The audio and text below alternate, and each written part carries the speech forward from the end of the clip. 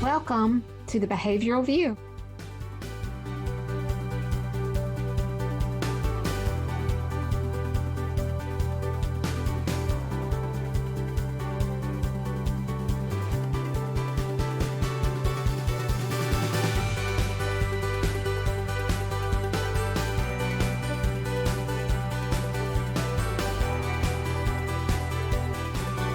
Hey everyone, would you like to get a CEU for this episode?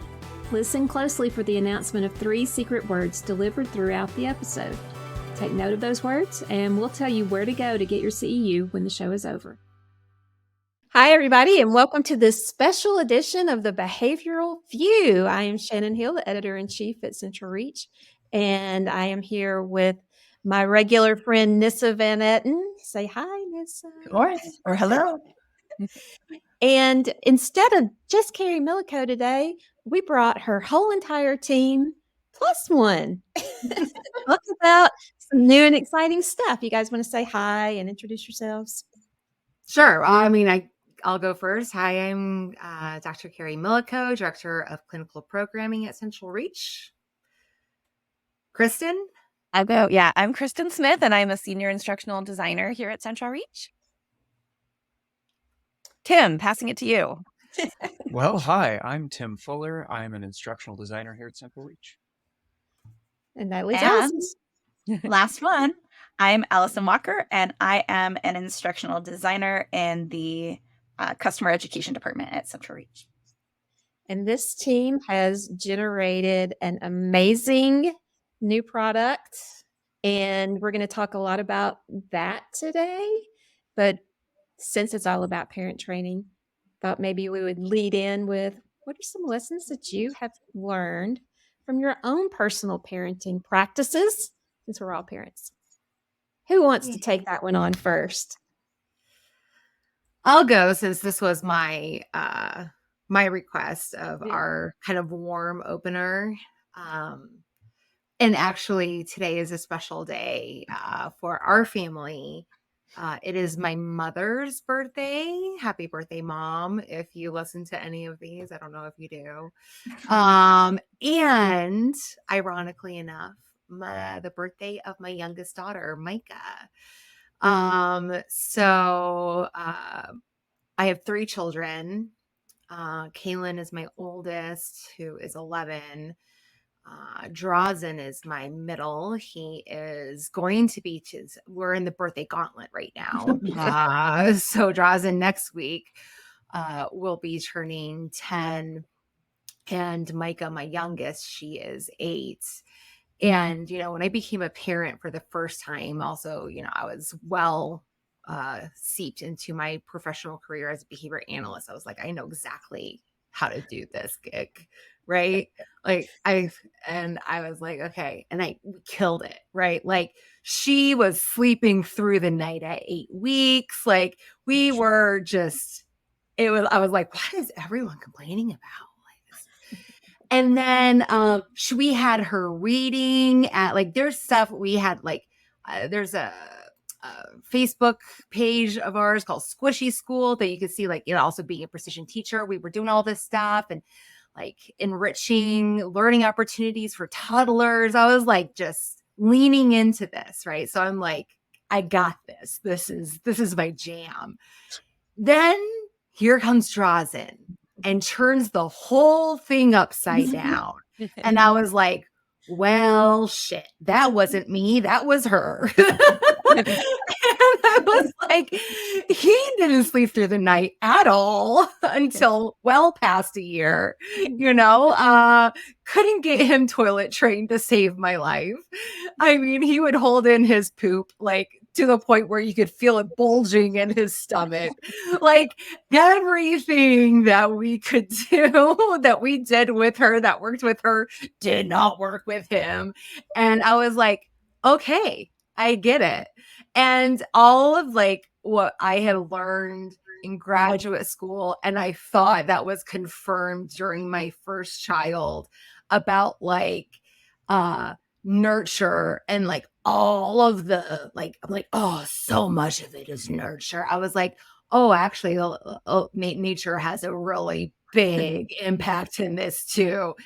And then number 3 came out and burned everything to the ground. And she came out as a feminist icon as a infant, and like was like reigning terror on the patriarchy and all social norms, and like requiring assent to even look at her when she was 4 months old. So like anything that then I was like, okay, I felt like I learned a lot with number 2, and then number 3, and I was like, okay, I'm just a student in life. So I think I learned so much from my my children, and that we then poured into a lot of this curriculum that we'll talk about today. Can I just say, I want to take that last line and make it my email tag. I'm just a student in life. Mm-hmm. And I want to combine it with what I stole from Amanda Ralston, which my pronouns are now she and y'all. So anyway, thank you. That's amazing.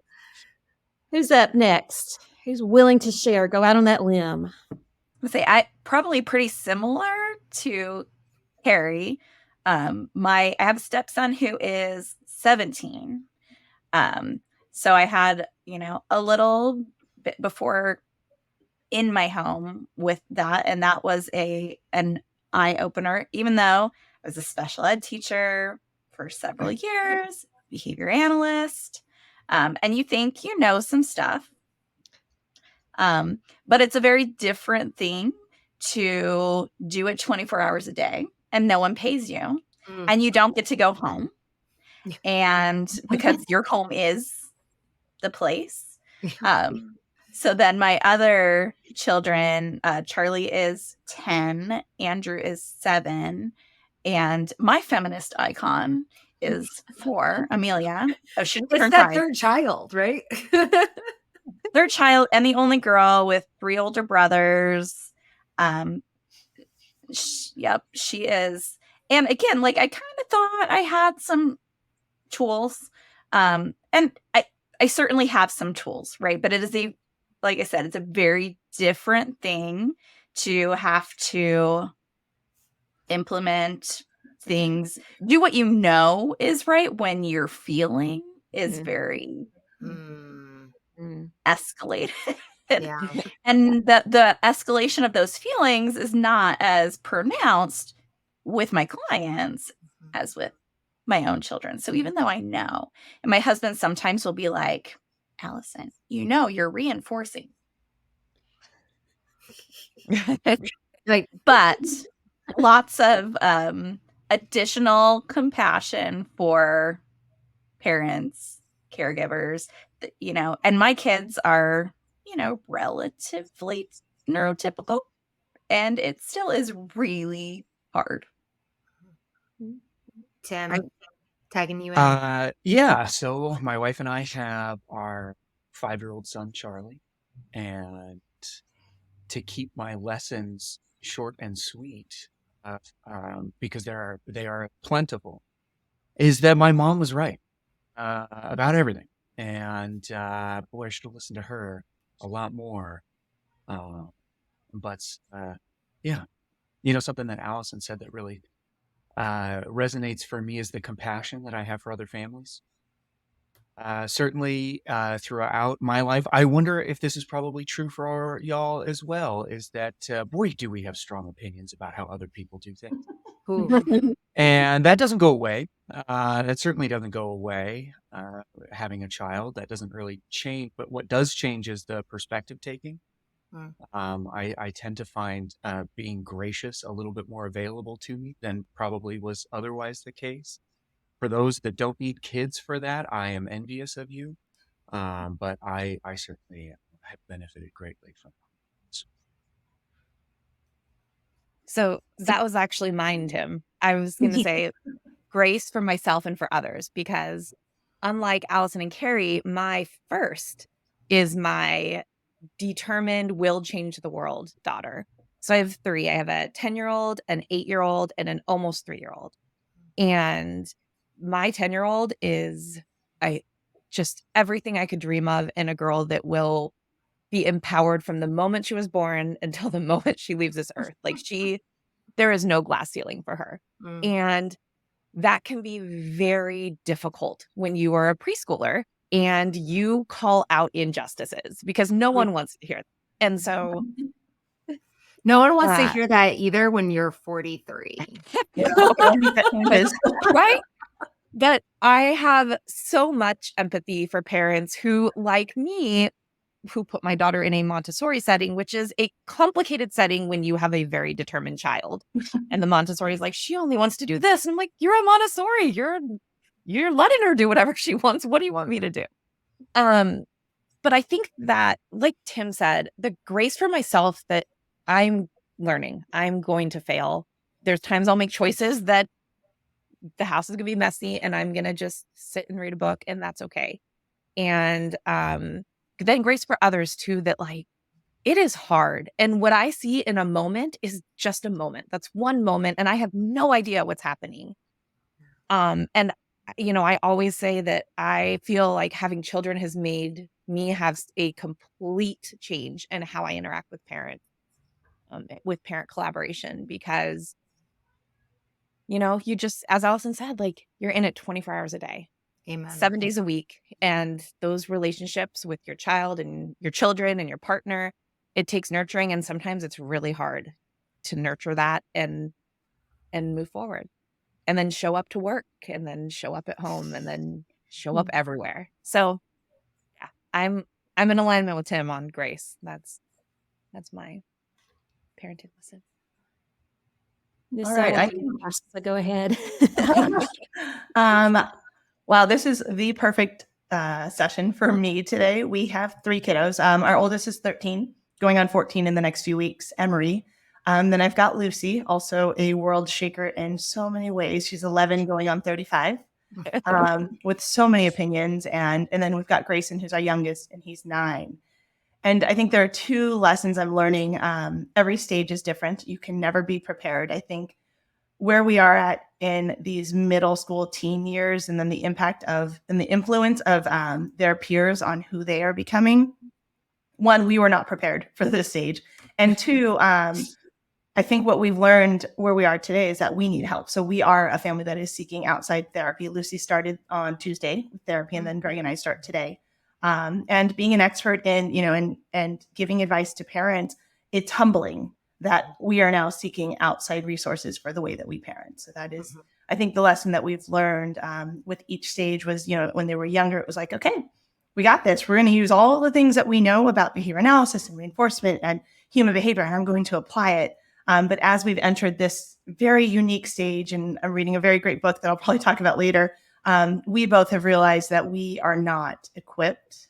And no matter how many years of experience I have, Emery was born right as I became certified. So I kind of went through it as a parent with him as I was parent training.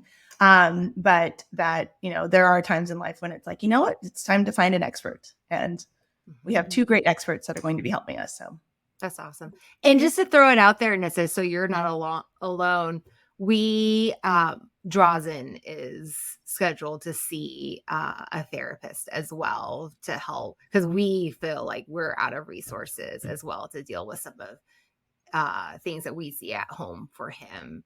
And Squish has, a nickname for our oldest, Caitlin, has also said, like, I want to just to vent to somebody, and that's not you guys. So like, I think a therapist for everyone is good, or like a safe place, and so nobody is their their own out there, like solidarity, sister. I appreciate that. I don't know. I started out this session feeling like excited and happy-go-lucky, and as all of you have spoken, it's not that you've made me depressed. It's that it's made me very nostalgic. Yeah, you're at the other end. You gotta. I'm the only one with an outcome so far, right? Exactly. You have an adult. I do. He's a senior in college, so we call him adultish. I don't know. And for me, I think the lessons, I was actively focused. Of course, he's an only child. He was a child of divorce. He was 4 when we divorced. And so I was more concerned with making sure that my life choices did not deprive him of the type of upbringing that he would have had if he had lived in the traditional two-parent home. And so I remember just pulling back to something from grad school that I had read. I think it was just like one of those inset boxes in a textbook, because Okay. I have been able to find this on Google later, but I can't find any other writings by this guy. His name was Ben Bissell, and it was 10 keys to building resilience in your children. And I kind of clung to the ones that I felt like would be troublesome for me and constantly reminded myself of that. So I guess I will say two things. One is for parents who are who are divorced. Your kid needs to think the world of both parents, regardless of your emotions about that other parent, regardless of what they did to you. If they are not abusing your child, let them believe that they have the greatest mom and the greatest dad on earth. And that does so much. And then I think my other piece, when I look back and I hear it coming from all of you, is it's relationship first. I did not teach him. I'm building a presentation right now on adult outcomes, and kind of like in my head doing an AFLs on him on the independent living skills part.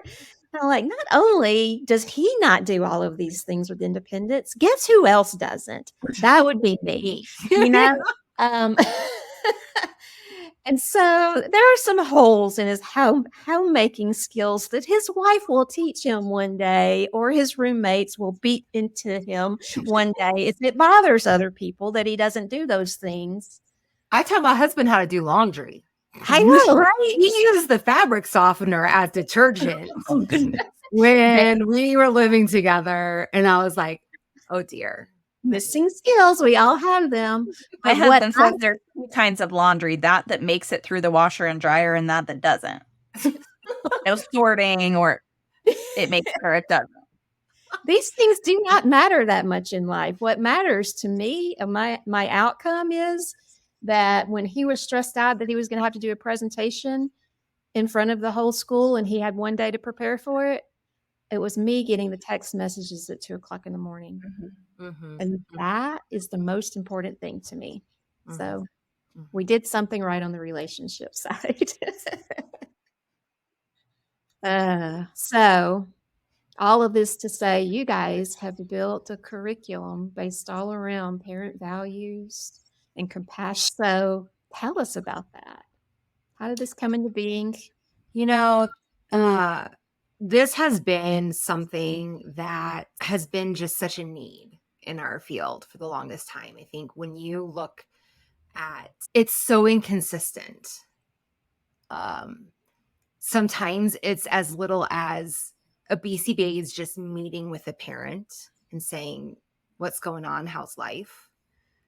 All the way to something that is formalized and systematic.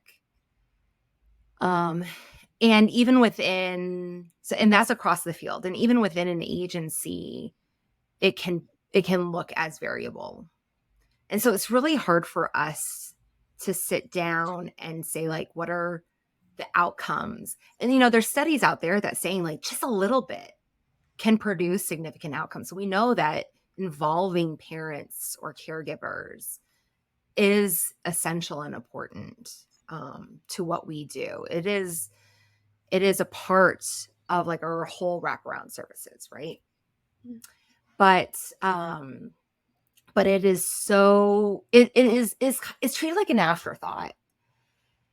And when we have funding that is being threatened, as well as the rates of reimbursement, the amount of hours that are being authorized, California is dealing with this, when funders are trying to turn parents into RBTs, things like that, then there is that fight against that. But then there's also something about like we need to get real about what parent training looks like. And I don't know about you all, but when I was a clinician, I felt icky about saying like, I'm only going to teach you this sliver and I'm going to teach you and try to turn you into an RBT. And so when we sat down and we saw the need and we wanted to address the need and we thought about how we were going to address the need and we thought about what we did, and this is on the heels of the pandemic, we were like, gosh, there is so much more to being a parent. And we wanted to separate the difference between what a parent was versus a caregiver, because we felt like those roles are different. That then we were like, okay, let's conceptualize all that a parent is and all of the supports that a parent needs and the different types of parent training that really are out there, right? You got the acute, you got child-centric, you got parent-centric. And so we're like, how can we create something that's systematic, that brings value to the parent, that makes the clinician feel good about teaching these services, that we would feel good and excited and like fulfilled, and would fulfill the parent with what we're delivering them. And by having that be your beacon, everything else just organically fell into place. And, Shannon and Nissa, you guys were a part of those initial meetings about like, what if we were reaching for the moon, what would this look like? And then from there, we started crafting out some lessons, and it all felt really meaningful. All right, let me interject for just a second. I threw a lot at you. Yeah, a first secret word will be moon. Let's go with moon. MOON. Taking the moonshot here. So that was so that's the driving for the why, right? So what is the process behind this? Like, that's a lot. That's a big why. And just the idea of nibbling away at that seems a little bit overwhelming. How did you guys go about that? Kristen, you want to take this? Sure. I think the first thing, just to build on what Carrie said, is that all of us together feel like, and I'm speaking for you. I'm just going to speak for you all. I think we've worked long enough. Had enough, brainstorming sessions that we have the mind meld. Yeah. Being a parent to many parents, and I'd say most parents, we feel like that is the most important thing you can do, but it's also a very delicate thing. And how we, like Tim and I are saying, it is so easy to feel judged or to judge others. And so as we were creating and thinking, how do we want to model this parent training curriculum?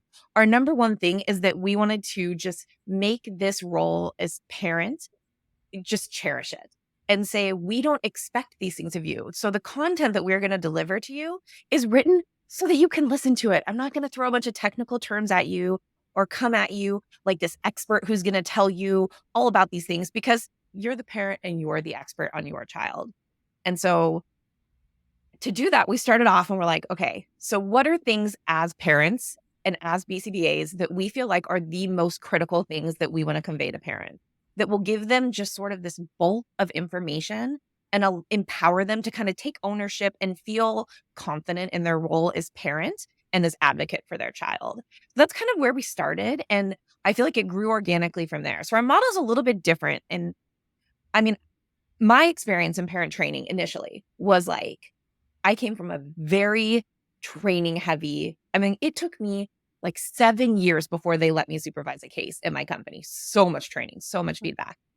But when it came to parent training, they're like, oh, that they need parent training, like schedule a session. No one told me that I shouldn't go in there and be like, no, parents need, you should do this. And this is what I think the role of parents are. I didn't know any of that. And so, when we're crafting this, we're thinking like, gosh, we need to create this in a way that will model for behavior analysts how they can be talking to parents. And my approach was to just go in and coach parents. I didn't teach them. I talked to them about reinforcement, but it was in the context of doing. It was never a separate component where I was like, hey, let's sit down and really like talk first and educate you and you educate me. And it will be this collaborative process. And then the things I'm teaching you are more systemically ingrained in your repertoire. It was kind of a spot clean situation for families.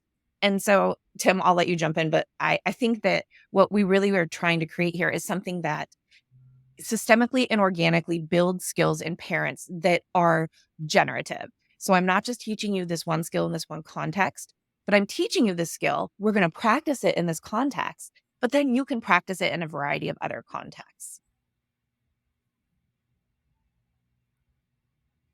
Tim, you were cute. Jump in. Yeah. So, Tim. Sure. Yeah. No, I certainly I don't have a great deal more to add to what has already been said from Kristen, Carrie. I think the idea that a behavior analyst who has very strong opinions about how to understand patterns of behavior, for us to just jump into a family and think that we're going to make a big impact is that's a tough road to walk. And I think that those that have a lot of experience in working with families, pardon, quickly learn that not every family's the same. There's a lot of work that can be done, and then there's just a lot of work that's just not going to happen. And I think that to build the skills necessary to have a listening for the uniqueness of a family, for what they have the capacity to take on, that takes a lot of time. And that takes a lot of practice. And I can't give that to you. I cannot give you the lessons hard learned that I learned. Because if I did, it would be inauthentic. They're not your lessons. And there's nothing that's going to replace the behavior analyst's mastery. It walking into a home and really being there with and for a family. That's not going to come from a piece of technology.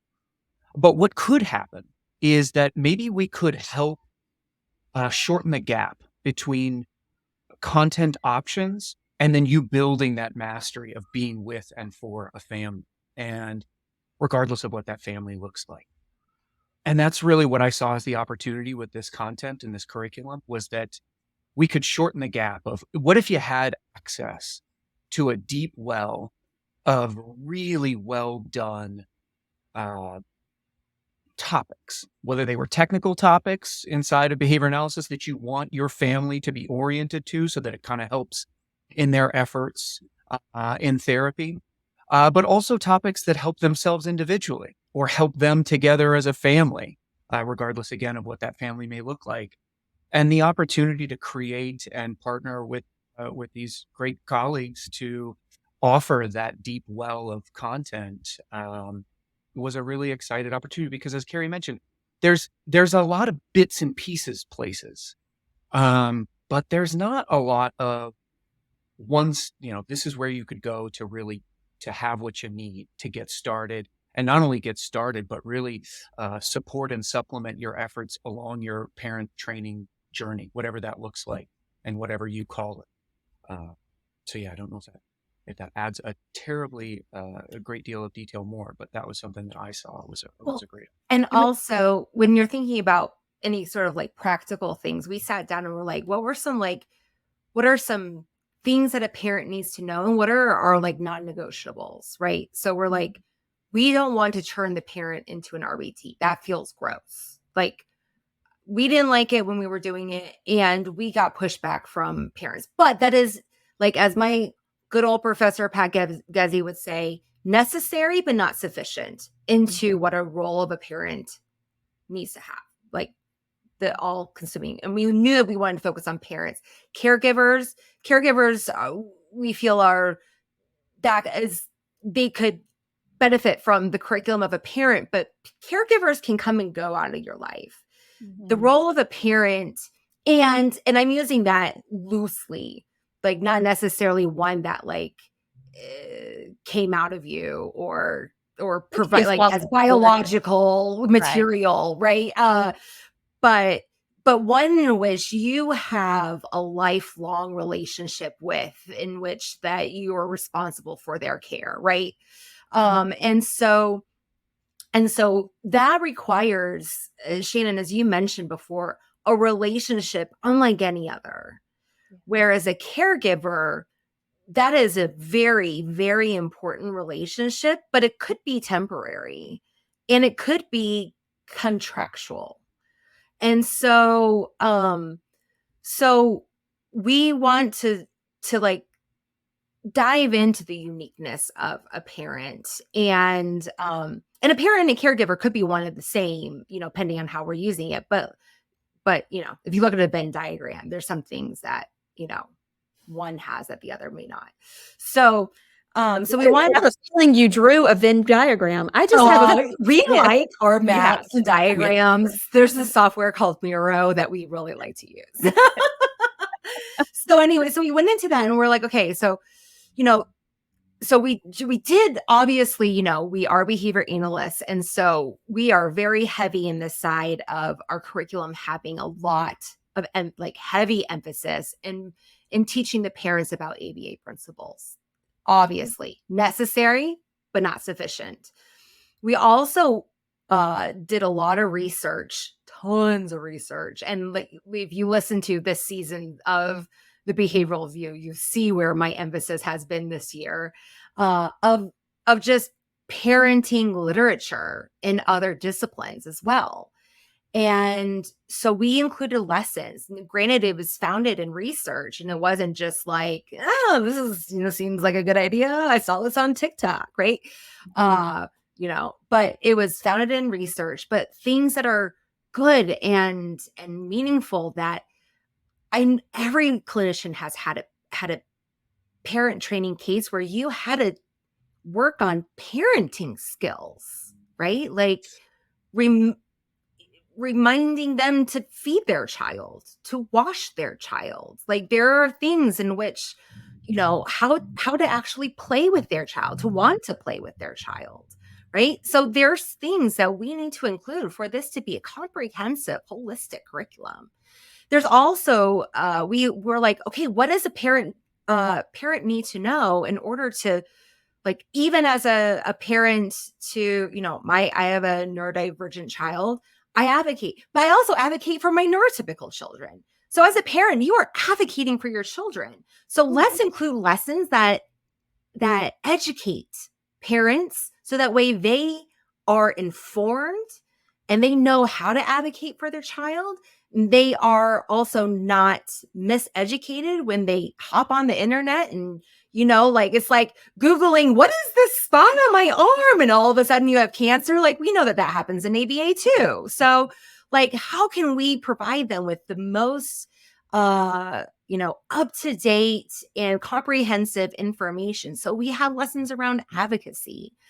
And then we also have lessons around values. So as Tim was talking, like, gosh, the hubris that sometimes we have when we walk into a family setting and we impose our values upon that family and our values and cultures of the clinician upon that family. And that is not our role. And so often we go in there maybe assuming a families, cultures and traditions. And they're like, oh, no, that's not how we roll. And so, we need to know, and behavior analysts need to have exercises and how to find out what those values, cultures, and traditions are, so that way they can use those as a guiding light to then do all of the other things that they need to do. And so it's like, okay, if listening to, having it be child-led is maybe not a cultural, is like kind of against your culture. Okay, but that is a value of mine. Let's see, okay, me going down this path is going to go against that family. And so I need to figure out how to proceed. Right. So there's a lot of things that, so we have values around that, and parents operate with values, but they maybe have never stated what their values are. So even just exercises around like claiming what those values are, finding what those names are, and seeing if those values align with the other people that they may be parenting with, whether it's grandma, whether it's, their partner, in a more adult child, who knows, right? But making sure that they're on the same page, things like that. So we have lessons in our curriculum that kind of encompass all of those things. And we felt like those really seem to capture a great portion of what a parent does in order to show up for their child in a meaningful way, as opposed just to say like, all right, we're going to teach you how to build vocabulary with your child. Right. Because that's just, it seems it's necessary, but it's not sufficient. And it leaves a parent feeling empty of saying, but I also need all this stuff over here. And I may be not able to do this part until I have this. Until you have some of these more foundational things of saying, but I'm still struggling with this at school, so I need this information. I still don't know. I don't have a great relationship with my kid because I'm struggling with how to connect with them because I'm burned out. And I'm struggling with finding commonality with them. Okay, I'll build up a repertoire. I can do these things, but my child doesn't want to come near me. How do I build that connection with them? How do I build the want sometimes, right? Yeah. So Carrie, you touched on this, but I think it's an important feature that is woven through our curriculum. And that is we recognize, and not only do we recognize, we embrace the fact that parenting is one part of parents' lives. They have a whole other life outside of being a parent, either at work or with their friends, or maybe they don't and they want one. But the way that we have really taken this curriculum is it is acknowledging that the family is a system. And that, like, as an example, in one of our lessons on tantrums, we talk about, what does the cycle of a tantrum look like? What can you do? Where do you intervene? Where we pass the teachable moment? But we're also like, hey, parent, this is hard. We recognize this is hard. We recognize the toll it takes on your life. So in addition to teaching you about tantrums, let's also make sure that you have coping strategies in place for what happens when a tantrum happens. Or in the moment, what are you going to do when, like Allison said, your kid does the thing and then you're like, I can feel the heat creeping up my neck. And I'm just like, really? You said that? We're in public. You're going to do this? And I think that that's so important, though, because often the way that parent training is delivered is very pathological. There is a autistic child and there is a pattern of behavior happening, whether it's the parent or the child, but we are going to focus on that and how that pattern of behavior. And we're saying there is a whole other world out here. Yeah. Nothing else is going on in the world. There are no other children. Nobody has to cook. Yeah. Exactly. And you're going to take data on 3 different data sheets across 4 hours after they get home. Yeah. Okay. And I remember my son, my son, when he was like 1, God, this third child, he is just the third child, man, every single time.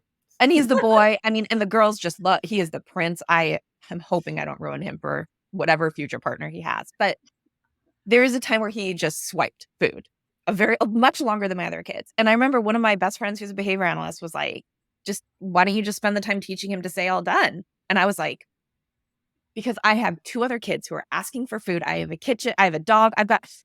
My landscape is so complex. So while I understand that in that moment, this helps this child with this problem, I am like just trying to keep my nose above water to breathe. And so acknowledging that is a reality, especially for families that have neurodivergent children. This is the amount of stress we know it is significantly higher, and the isolation and all of those feelings. And so that is something that I know was a really big value for all of us to not just bring to the curriculum, but have it be at the forefront. So, and to model that for BCBAs who are maybe newer in the field or don't have experience, that they can see that in a curriculum and hear us saying those words like, hey, parent, we see you.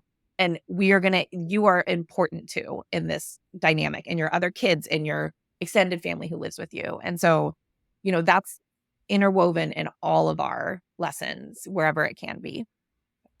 I love where we are in this conversation, but in the back of my mind, I hear listeners asking some very basic questions. So I'm going to bring us back a little bit and ask, number 1, what is the name of this curriculum? It's CRL. So the name of CentralReach's curriculum that we've created is, the brand is CR Elements, but it changes based on the need, the focus, and oftentimes the platform in which it's put on. So this is just CR Elements Parent Training. Okay. And Is it direct to parent? Is it direct to the BCBA teaching them what to do? Is there a mix? What is the structure Yeah, of it?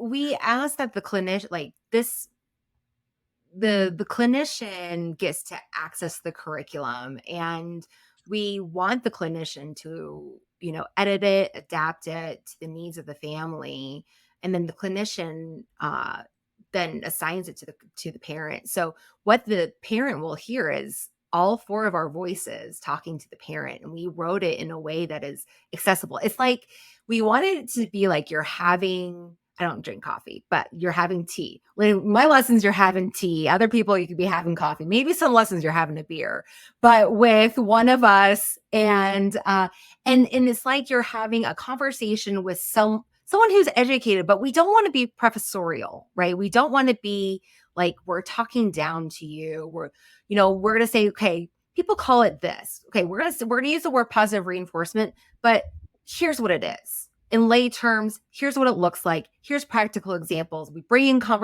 examples of what happened last night in my house. Here's how it worked well. Here's how I messed up as a parent. It is very personal. You'll see pictures of our kids and movies of our kids. You will hear examples of our interpersonal relationships with our our partners. You will hear how we traverse whether we made the right step or the wrong step throughout our journey as a parent as it pertains to the lesson. But yeah, so parents consume it directly through the app that is called Care Coordinator, on which this curriculum is housed. Great, thank you. And for the BCBA who is using it, is there guidance? Because some of the skills you guys are talking about are things that we typically say, go see a counselor or family therapy or something like that. So how's that work? Is there support for the BCBAs for understanding how to do these things that they may feel uncomfortable with? We also don't think that there's lessons in which we're like, if you feel overstressed, yeah, go see a therapist, right? Like this isn't in lieu of therapy, right? This isn't to replace that. But these are things where it's like we have a lesson that's called relationship versus rewards, right? And it talks about how we can build a relationship with our child, and how that can be a little different than just using external rewards or external reinforcement, right? Like we understand the functional difference between rewards and reinforcement, right? But that also just organically, what is that difference between just lingering this contingent, okay, here you go, you get this, versus organically establishing a relationship with your child, building connection. These aren't necessarily things that are outside of the box for a behavior analyst. I think that these are things that we have been apprehensive to traverse because it flirts with the idea of mentalism. But if we can provide a behavior analytic interpretation and say how this actually can show up behavior analytically, how we can, we view it a lot also as antecedent strategies. And then also how it also dives into the world of some of the ACT work that we do. So a lot of our lessons are wrapped around like values and being present moment with your child, and all of that stuff is very behavior analytic. There's tons of articles that people can go out and see. So I don't think that this is in lieu of anything else. I don't think that this is out of the scope of behavior analysts. I think that this is us saying that like we have the skills and the tools and the knowledge to go and talk about this. It's using reinforcement in a meaningful, organic way that is for a very rich and fulfilling relationship that is not contrived. And it's also is like, how can we leverage or how can we like build antecedent strategies that are pure in nature, something that like you as a parent long for that relationship with your child. And so what are things that you can do to ensure that over time you have more, like we have the lesson about connection. You have like more money in the bank for your connection, if you think about it as like, I'm investing in my relationship with my child. So that way, when we get to that point where I have a hard ask for them, it's more likely that they're going to be like, okay, mom, like I know that like I, with my son Drazen, and he's one who like will just fall to pieces if you ask him to do something. Like he's a little dramatic at times. And so if you throw something at him that's like unexpected, he's in the middle of playing a video game. So especially when we ask for something. So again, we can think about this behavior analytically. During a preferred activity, I come and place a very unpreferred demand of emptying the dishwasher, especially in close proximity when he last performed that demand in his time frame, which was yesterday. He thinks that this job should only be performed once a week, but we all know that this is like a daily activity when you have a family of 5. And he's like, oh my gosh, I just did it yesterday, right? But if I invest, and I do this because I love him, not because I want him to empty the dishwasher, right? So let's like, anyone listening, this is not because like he is my favorite boy. He knows that I love him. I give him kisses and hugs because I love him and all these things. And I am investing in our relationship and I'm building that connection over time. And because I don't do this so that he will comply with my demands, but I do it because I love him and I have this relationship with him and my amazing connection with my son. I can ask him in the middle of Smash Bros to empty the dishwasher and he drops it without hesitation and he goes and empties the dishwasher. Now, when he is having some like arguments with his dad, right? And he feels like his dad is on his case. His dad doesn't get that same response, right? And so like this isn't outside of our scope. So we can talk about connection. Yeah, it's not a behavior analytic term. It's a term that's used outside of our discipline, but we're talking with parents, right? And why are we using terms that are so like inorganic, right? So let's use words that relate to parents, that make them feel good, make us feel good as humans, and building connection with a child. And we can then talk about it on the back end, right? If you looked under the hood, and we can see all the behavior analytic principles that build it, right? But I think at the end of the day, all of it is behavior analysis, just how we dissect it. Well, I think to Shannon's point about, a behavior analyst looking at, how do I know that I should be teaching these things? Or I think having it spelled out in the curriculum gives kind of a scaffolding to be like, oh, I hadn't looked at it through that behavior analytic lens. I do know how to talk about this. I do know how to approach it.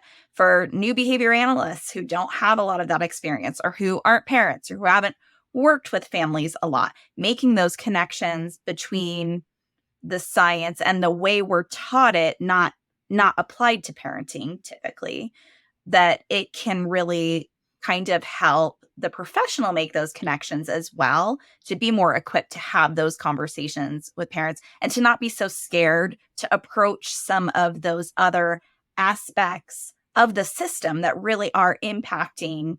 I mean, we want to help the whole family, right? But we're there for a client who we're hoping is making progress, but that doesn't happen in a vacuum either.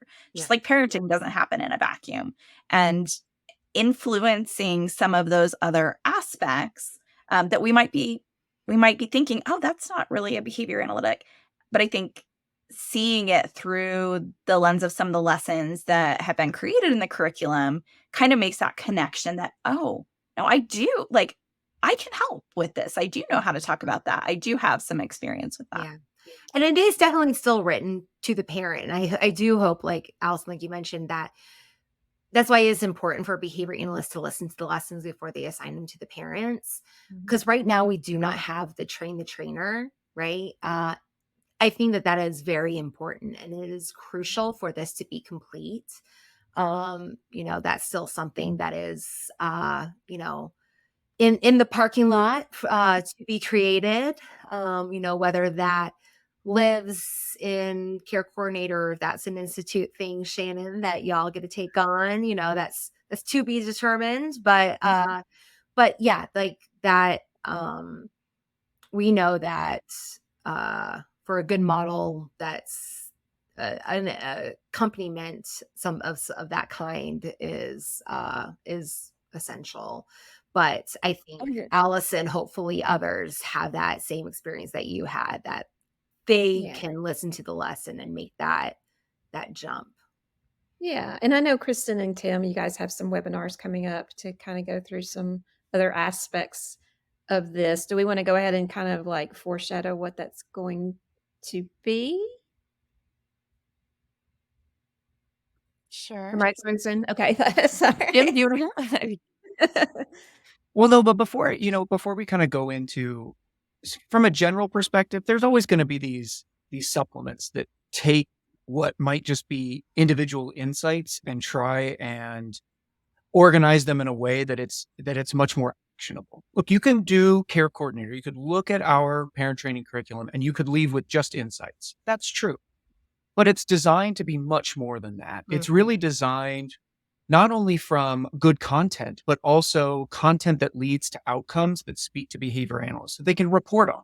So each lesson has things that have outputs from the parents. They guide the behavior analytic conversation so that it becomes something that is more than just a self-help book. Because if that's the approach to parent training, we know that that's not going to work. For a savvy behavior analyst, we want this to also be approachable to you, in the sense that if you've got that kind of experience and you have the outcomes to show your successful approach to parent training, we want care coordinator to be something that is appropriate for you, as it is for a new behavior analyst that finds themselves, and rightfully so, frankly, the savvy behavior analysts might find themselves here too, overwhelmed with the sheer scope of need.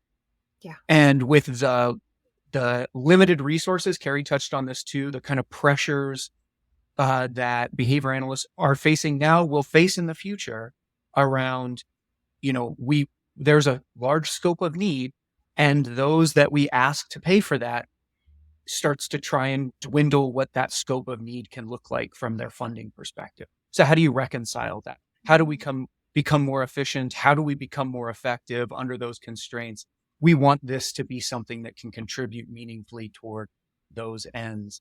And Shannon, to your point, the opportunity to supplement the content and the platform with continued opportunities to understand how could this better be used, or what are we learning from our customers that are telling us, okay, let's talk in more depth about how you might be able to approach this under these circumstances or under these conditions. And so that's in a general way what these supplemental webinars and written communications will try and achieve, is to really kind of make this as approachable as a content and platform combination as is possible, so that it becomes more than just good insights. Yeah. Yeah.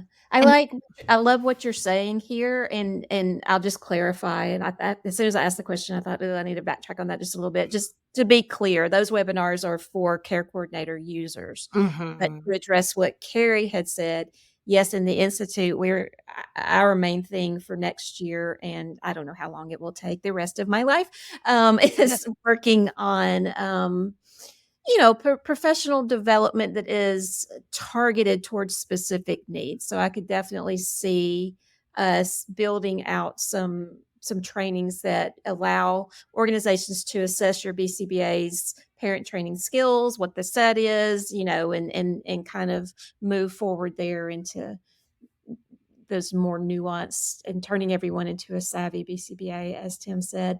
Secret word number 2 will now be savvy, SAVVY. One thing that I do want to mention is that, like, while, we're talking about what we've created, we've also developed a model of parent training, like a systematic model that can be used outside of our curriculum and outside of this app. While we do encourage you to use what we've created, that we've combed, like we've created as we've like dove into the parent training literature, that takes the parent, the BCBA guides the parent from like reliance on them to kind of freedom or very little touch points with the BCBA.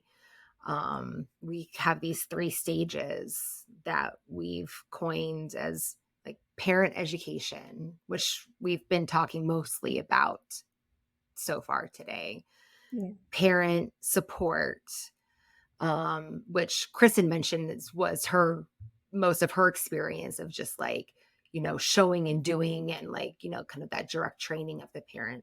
And then parent empowerment, right? Where the parent is owning their domain and saying like, now the parent has all these skills, they have all of this education that they've learned from these lessons, from whether it's conversations with the BCBA or content that they've heard from our courses, or hopefully the combination of the two, as well as practicing in situ with their learner, or kind of mock type of situations with data to support their proficiency and stuff like that.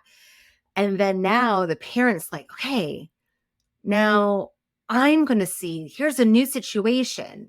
I'm going to pull from my experience of listening to this lesson, having received training up to proficient levels. And I'm going to right, it's kind of like this generative element where I'm like, okay, I'm going to demonstrate these skills in this new situation, new repertoire, and I'm going to create new lessons or new experiences. And and maybe then I'll reach back and touch in with my BCBA of saying like, did I do this right? Or, okay, that didn't work. Now I can touch and say, okay, what other strategies do I need? Right. And so it's this constant evolution, because eventually we want our goal is to work ourselves out of a job so that the parent is now the owner, the master of their own domain, right? And they don't have to be like, oh no, this happened, I need your help, right? We don't want the parent to have to rely on us. The parent should have their full repertoire of skills to feel safe and secure, to pull from those skills to address any sort of need that arises. Yeah, and this I want to pull you in here because we got a lot of people in the room today. But I know that you've got a lot of years in parent homes. Curious about what you're hearing that's resonating with you today. Yeah, I mean, this is all really insightful. I'm back in the parent training world, so I do spend about 6 hours a week now doing telehealth parent training. And there are moments with the parents that I'm working with where I wish I had care coordinator to say, hey, it's telehealth. So it takes a lot of time to build that rapport. And that most of the time I've been spending is the parent education piece. Just let's talk about what's going on. Let's talk about, how you're seeing your child. Let's talk about sessions that you've seen. And there are moments when I walk away from that session and I'm making recommendations and I wish I had a snippet of something that they could go and view, a resource. I don't want to send them an article or a book because I know in the scope of these families that I'm working with, they're not going to sit and read even a chapter. They don't have the time. But do they have the time as they're driving the carpool to listen to 4 to 5 minutes of, hey, Nissa talked about that. And she said, in one scenario, the parent was talking about managing young children who were fighting. And the child with the diagnosis had a really hard time refraining from engaging while the parent was consoling the other child.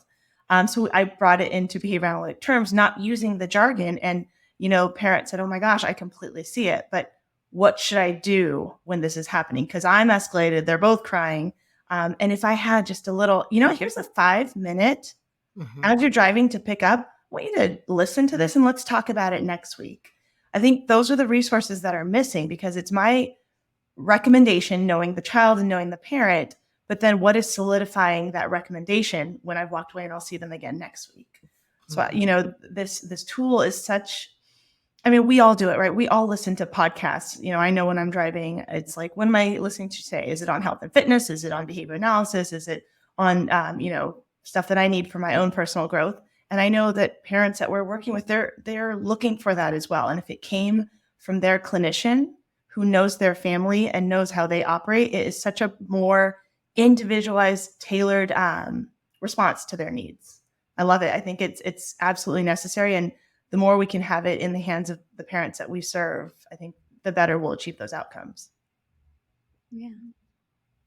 I want to say something too about, this is like a soapbox thing for me, because I think one of the biggest barriers to parent training, it is by far our most underutilized service code, is parent attendance in parent training sessions, either initially getting started or it drops off. Mm-hmm. And I think a criticism of our field is that we tend to blame the parents for that. Like, they don't show up, they canceling. And we don't think about the parents as being this very complex being, just like the child we're working with. Like, what would you do if the child you're working with didn't show up to a therapy session and refused to come? What would you do? And think about parents. That's a very punish them when they get back. Tell them how bad they were for missing. Yes. No. But thinking about, okay, so if they're not coming, that means whatever's happening is not reinforcing enough, or that their life is so complex right now that the hour that they were going to spend with me, they just want to sit in silence, or they want to go for a run, and really approaching it from a constructional place and thinking, how can I make the service that I am delivering to parents worth their time and effective for them? And like you were saying, Nissa, that's what it made me think. Sometimes for parents, I need that. I need to be able to listen to this on the go because I'm so busy. And this is a great bridge. And this also elicits buy-in, right? Okay, so that was interesting. I want to go meet with Nissa and ask her more about it. And so I also see it as a great way to give information to parents and families who are in a place where they're not attending or that attrition is problematic. So, yeah. And do you guys, I think I meant this in the beginning, and I just want to be clear because I know there's a big search out there in the world right now for wait list services. Is this a wait list service, or is this strictly a with the BCBA service? We suggest that the BCBA is partnered with somebody, but it could be a wait list while they're waiting for direct services. So, right. So you could have a BCBA partnered with them, or a few lessons that hey, this is what you'll expect when before you enter in our clinic, right? Here's what ABA services are. Here's what the diagnosis means. A lot of those lessons in advocacy, right? This is what ABA services in our clinic look like. This is what ABA services at home look like. Here's what you'll read when just all of those, like a lot of the lessons in the advocacy would be great for while a parent's on a wait list. And then if you want to get into like more of the like how to's, then we do suggest that like a BCBA is partnered with the parent, but it could be while they're waiting for direct services, right? Yeah. And I know you guys have created a guide for implementing it correct. So if an organization decides that they want to use this, then you're providing the support in terms of what lessons go with what areas of CentralReach, yeah. I mean, CentralReach has like professional services that guide them through implementation. Things like that. Okay. Well, we are running low on time, so I'm just going to ask for last thoughts. Anything that we didn't get out that we want to make sure gets said? One thing I've been thinking as we talk about a parent is not an RBT. And one of the reasons that I think the approach of talking to parents directly is so valuable and so important. If you're training to be an RBT, you're coming in, you're learning how to do these things that you're going to go do. You don't have a history of years of doing it a different way. Mm-hmm. And I think that approached in the wrong way, maybe one of the reasons parents avoid parent training is because it feels a little punishing, that you're learning, I've been making things worse for 6 years or 7 years, or because if you're trained as though you are an RBT, that understanding of like, it's okay. Like we've all done dumb things with our kids, like we've made mistakes, that kind of understanding and background and compassion isn't really needed as much for an RBT. That's your job. That's what you're going to go do, and you get to go home, and you maybe have never done this before, and it's fine.